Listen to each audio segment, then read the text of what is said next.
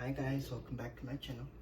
And in this morning's recipe, we're gonna make slow cooker Tex-Mex beef wraps. Now, we've done this recipe before, and the last time we made this was probably about a year ago. So we're gonna update this one. So the only ingredients you'll need is you're gonna need some minced garlic, and now we're gonna talk about the spices. So the spices you need are chili powder, ground cumin, paprika. The recipe does call for yellow onion, but we didn't have that, so I'm just gonna substitute it with some minced onion. You need some salt, and like I said, you do need minced garlic, and you also need a little bit of salsa just for the flavor. Okay. So what we're gonna do is, the first thing we have done is we have already sprayed our crock pot. And the first thing we're doing is we're gonna go ahead and start this. So, I gave you gloves, man. Yeah. I'm gonna put these on, guys. Now this recipe we have done before, like I said, and this recipe is very simple to make. Okay. Now, because we don't want this is a chuck roast, and you could see, I don't know if you can see, but you can see that there's like kind of like, you see the fat, there's fat running through this meat, right? The fat, it's okay, we're gonna leave the fat on the meat because that's just gonna add a lot of flavor. Okay. So now, so that we don't have the seasoning go everywhere, I think, yeah, it looks like there might be a bone in this one.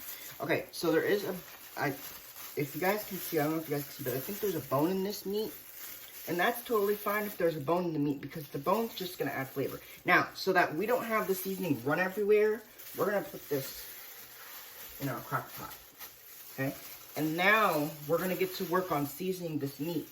Now, you want to make sure that when you season your meat, that you're seasoning both sides of the meat. Okay, so the reason why we originally what I was gonna do is I was originally gonna season the meat and then throw it in, but if you guys remember the last time I did it, I ended up seasoning the meat in this piece of Tupperware, and then I put it in here.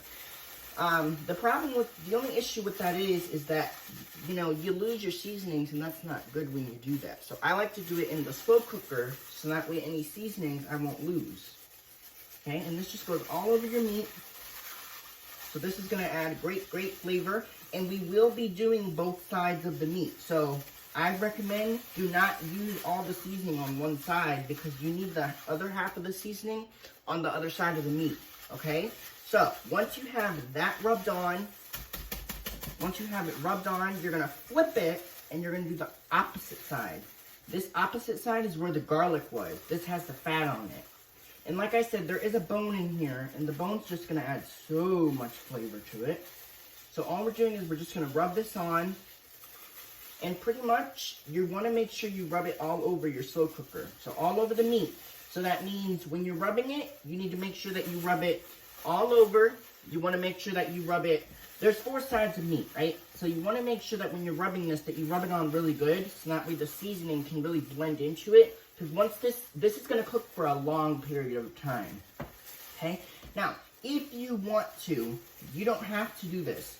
You can cook this on high for 3.5 to 4.5 hours. But I like to cook my food, especially when I'm making like a piece of meat, like a big piece of meat, like a chuck roast, or when I make my slow cooker pulled pork. If you guys have seen that video before, you guys know I like to cook that food. You guys know I like to cook that recipe on low heat, because I feel like the meat comes out more tender that way, versus if you cook it on high. Because when you cook it on high, it just doesn't really come out right? So this is basically what your meat looks like. Okay? So once you have your meat rubbed on, now we're going to do the last thing. So, like I also mentioned, you also need 1 cup of salsa. Now, I want to talk to you guys about something. A lot of people have told me that when you take off your gloves, I'm not doing it right. So I'm going to show you. So this is the way that you're really supposed to take them off, so then that way your hands don't get contaminated. You take one, right? And all you're going to do is you're going to pull up, and you're going to literally take it out like this, right? So that way this glove is contaminated. Then you roll it up into a ball, right? And you take the opposite and you do the same thing, except you're gonna pull up and just like that. And you see that? You see how it's all, now the glove that we originally used is all contaminated in this one glove. So I just wanted to show you that because, you know, when you're working with gloves, you never ever just want to pull them off because you're contaminating all that raw ingredients on your hands, and then you gotta wash them. So I just wanted to show you that. So anytime we use gloves, that's what you gotta do. That's important, okay? So I just wanted to show you guys that step. All right, so now is when we get down to business. Now this is a half a cup of salsa. And if you guys remember the last time we made this meal, we actually did the same thing. So this goes all over this meat. So we're just gonna pour it right on top of the meat. This is gonna add great flavor. Now this is Tex-Mex beef wraps, and essentially it's just shredded beef tacos. I like when I can make a crock pot meal that just cooks all day because then I don't have to worry about it. And I'm actually going to a party today, guys. So and the party's at noon, so we're getting this going now. This is gonna cook on low for several hours, so we really don't have to worry about this. So what I'm gonna do is I'm gonna go ahead and put my spices away.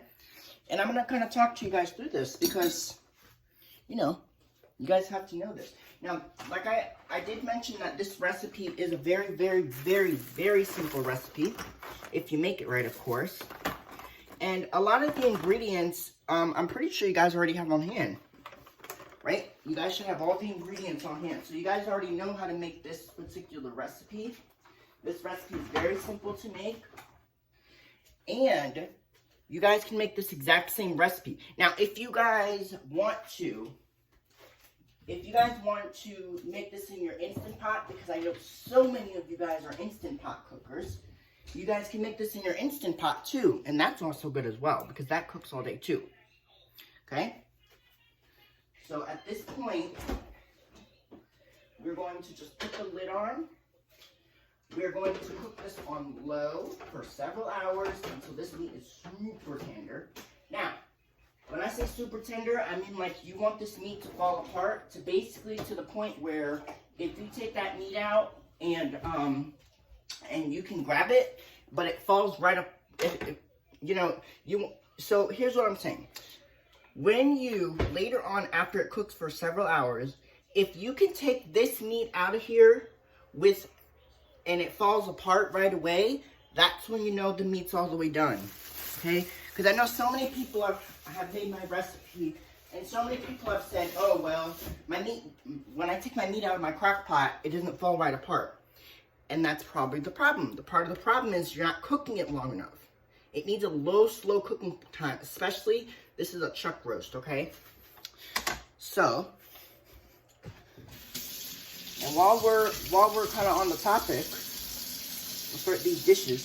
Now, another thing that you can obviously do to your crock pot is that if you don't, like I said, if you don't want to cook this on low, that's fine. You can cook it on high. I ain't gonna judge because I usually like to cook my food on high too. But if it's like a piece of meat, then it needs a low, slow cooking process. So you definitely want to make sure you cook your food on low, so that way the meat. I think the meat gets more tender if you cook it on low heat. But that's just me.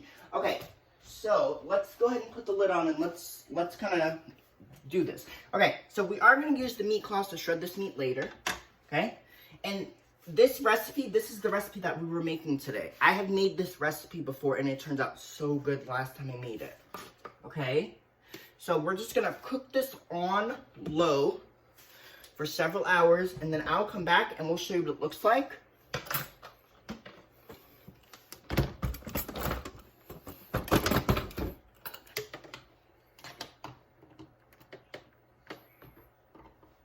So we're gonna cook this on low. Now, we have to cook this for several hours. You can either cook this on low for 8 hours, or you can cook it on low for 9.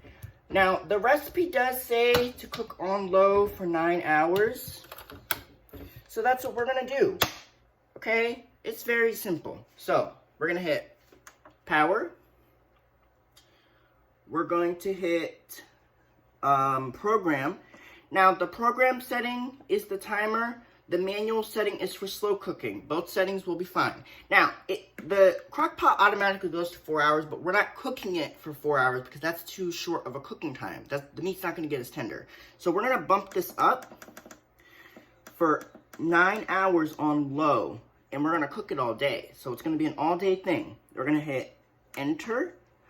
We're not going to cook it at high. We're going to cook it on low heat, so that way the meat gets more tender that way. And we're going to hit enter again. And there you go. So, we put our lid on. We're going to cook this on low for 9 hours. After 9 hours, we will come back and we'll open this baby up and we'll check if the meat's tender. Like I said, if you could take that meat out and it falls right apart back, if it falls right apart back into that crock pot, that's when you know the meat's all the way done. So, I hope you guys have enjoyed this recipe. I will upload this in probably about 2 seconds. And we will be back later, and we'll check on the meat. So, hopefully you guys enjoyed this video. Bye, vlog on. Peace out. Boom. Okay. Bye, guys.